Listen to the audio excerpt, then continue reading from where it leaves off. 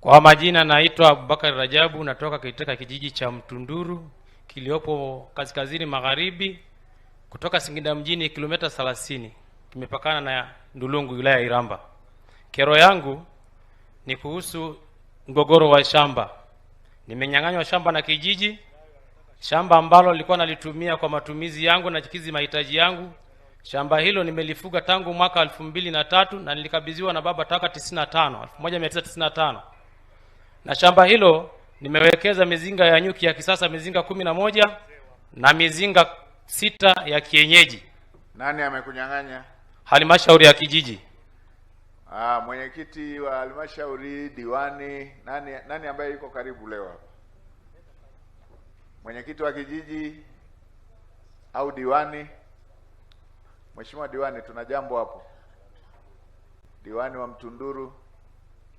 Na lingine mheshimiwa, shamba hili walifungua gulio, hatimaye wakaanza kuuza na viwanja vya makazi. Kuna barua ambayo nimeletewa na mwananchi, walimuuzia eneo la kiwanja kwa shilingi 2.5 laki.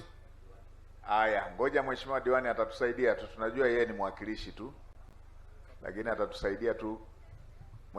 Mheshimiwa diwani, mtendaji wako wa kata yupo? Mtendaji wa kata sijajua alipo, nafikiri alikuja. Sasa we tusaidie, hebu lisikilize hilo jambo vizuri. Mtendaji wa kata ya Mitunduru.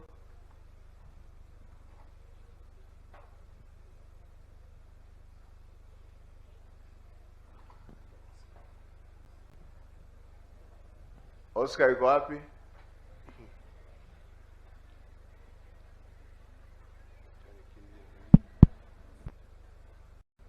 Sasa mwambie eneo kama wamechukua, wameamua kulitumia na lina mwenyewe, wanatakiwa wafidie. Ndio taratibu za sheria zinavyosema. Wamfidie. Sasa mwambie mtendaji kae naye serikali ya kijiji ambao wamechukua eneo kwa matumizi ya kijiji, wamfidie. Sawa. Fidia inaweza ikawa eneo lingine au fedha. Sawa mheshimiwa? Sawa.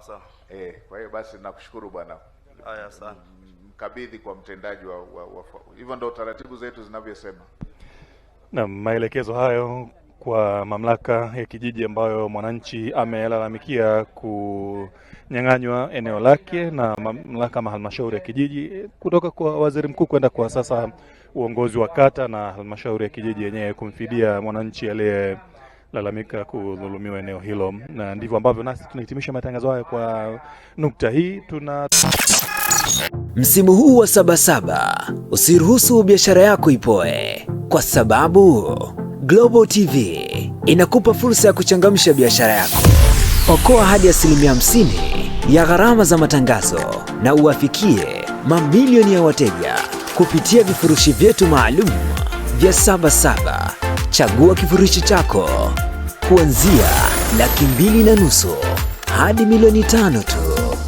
Matangazo ya mitandao ya kijamii, Reels, radio na YouTube pre-rolls, vyote vipo kwa ajili yako.